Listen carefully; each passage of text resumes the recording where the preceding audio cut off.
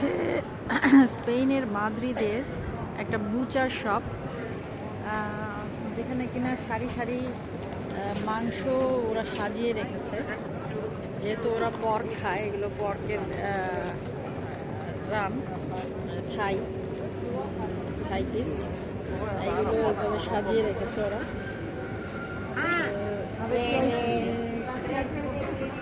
এই জায়গার ভেতরেও অনেক ঘরে ঘরে মাংস আর পনির। দেখি অবস্থা।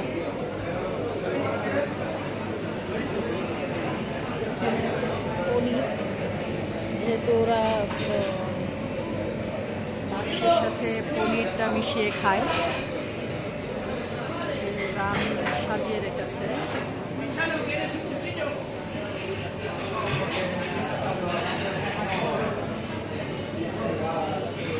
এরা সব খাচ্ছে, সসেজ বানিয়ে রেখেছে।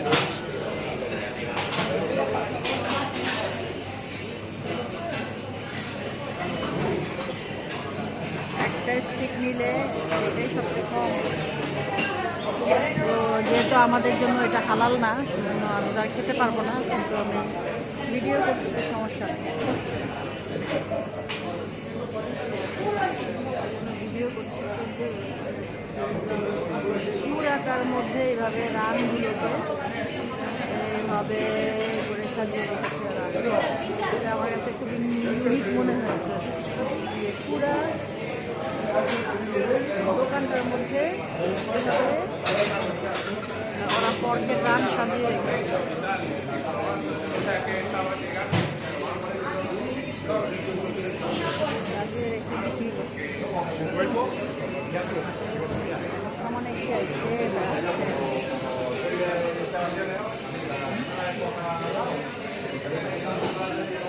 সব দাম লেখা আছে।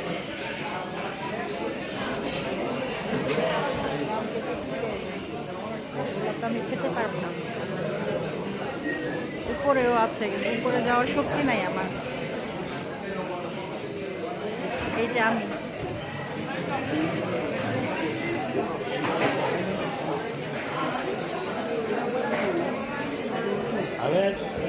এই যে তাপাসগুলা খাচ্ছে ওরা, মজা লাগে না, আর গন্ধ লাগে।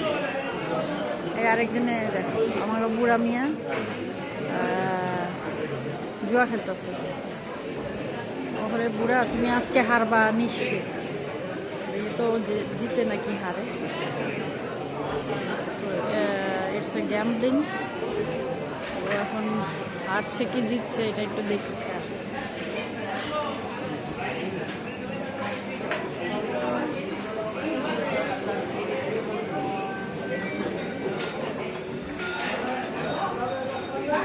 এখন পর্যন্ত কিচ্ছু পায় না। পুরা মিয়া লাগাইছে কত ইউরো।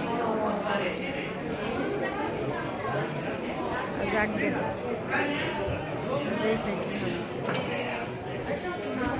এখানে ওই যে লটারি লটারি লটারি।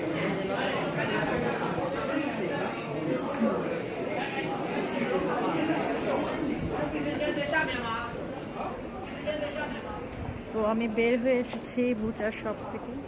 আসলে এটা বুচার শপ না, ওইটার মধ্যে এইভাবে মানে কেটে কেটে, এটা একটা ডিজাইন আর কি, যে ওইভাবে সামনে রেখে মানুষজনকে আকৃষ্ট করা। এটা এখানে ওই রেস্টুরেন্ট, এটা কিন্তু মানে এটাকে সাজানো হয়েছে বুচার শপের স্টাইলে, মাংসের দোকানের স্টাইলে। ভেতরে ঢুকে দেখি এটা রেস্টুরেন্ট। এইখানে হচ্ছে এরা সব বার। আসলে কই হারায় গেছে। আচ্ছা, আজিজ ইস্তাম্বুল। এখন দেখতে পাচ্ছি একটা হালাল খাবারের দোকান, সেটা হচ্ছে আজিজ ইস্তাম্বুল। দেখি আজিজ ইস্তাম্বুলে ঢুকে, আজিজ ইস্তাম্বুলের উপরে আলাদা একটা ভিডিও বানাই এটা।